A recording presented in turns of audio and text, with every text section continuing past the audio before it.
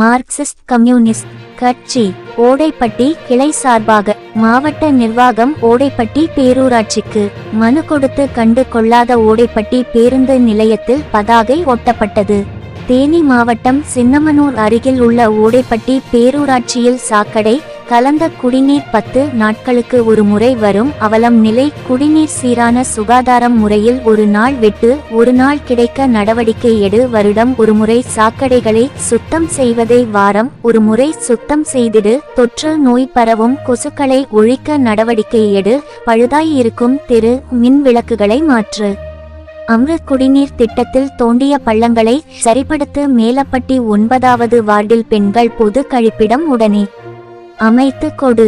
போது மக்களின் உயிருக்கு உடைமைக்கும் அச்சுறுத்தலாக இருக்கும் குரங்குகளை அப்புறப்படுத்த உடனடியாக நடவடிக்கை எடு உள்ளிட்ட கோரிக்கைகளை வலியுறுத்தி எமது செய்தி சேனலுக்கு பேட்டி அளித்தனர். தேனி மாவட்ட செய்தியாளர் ராகவேந்திரா ராஜா அறிக்கை.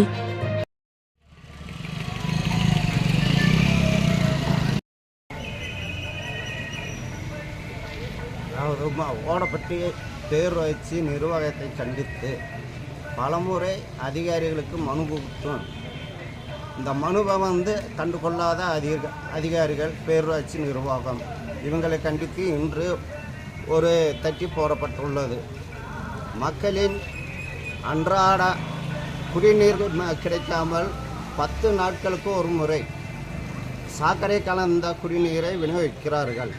இதை சுத்தமான சுகாதார முறையில் ஒரு நாள் விட்டு ஒரு நாள் குடிநீர் கிடைக்க பேரூராட்சி நிர்வாகம் நடவடிக்கை எடுக்க வேண்டும்.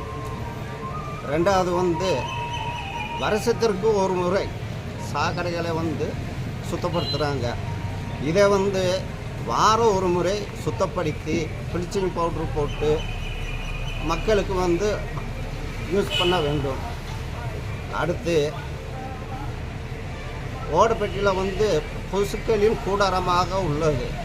இதனால் தொற்று நோய் பரவும் அபாயம் உள்ளது. இந்த கொசுக்களை ஒழித்து பொதுமக்களின் சுகாதாரத்தை கொண்டு வருவதற்கு வழிவகை செய்ய வேண்டும். மேலப்பட்டியில் 9வது வார்டு பெண்களுக்கு பொது கழிப்பிடம் கிடையாது. கழிப்பிடம் இருந்தும் அதை சுத்தப்படுத்தாமல் மூடி வைத்துள்ளார்கள். இதை உடனுக்குடன் இந்த கழிப்பிடத்தை சுத்தப்படுத்தி பெண்களுக்கு அன்றாடம் யூஸ் பண்ணுறது போல உடனே